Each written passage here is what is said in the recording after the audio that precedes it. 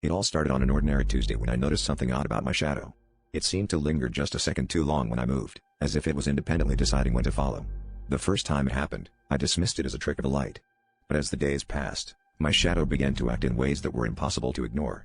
It would stretch and contort into shapes that made no sense, often pointing in directions where it seemed to want me to go. Intrigued and unnerved, I decided to follow where it led, leaving me with a feeling of dread that I couldn't quite shake. The journey took me to a part of town I had never visited, a place where the streets seemed to whisper secrets from a forgotten era.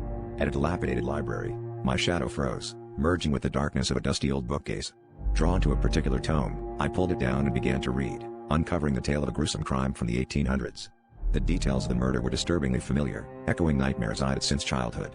My unease grew as I realized the victim shared my name, and the accused bore an uncanny resemblance to me, a past life, perhaps. As I delved deeper, my shadow grew bolder, sometimes manifesting as a figure visible only in the corner of my eye. It guided me to places where echoes of the past life lingered, each location unraveling more of the story. The victim's spirit was restless, demanding justice for a crime they claimed I committed. But how could I be guilty of something from a life I couldn't recall? Each new revelation felt like a memory slipping back into place, yet I remained uncertain of my innocence or culpability.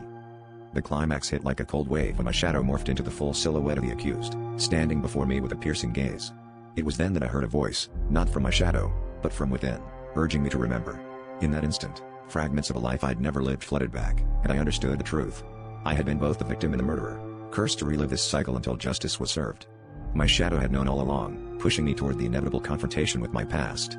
As the library lights flickered, I felt my shadow slip away, leaving me alone to face a chilling question: could I atone for a crime that transcended time itself?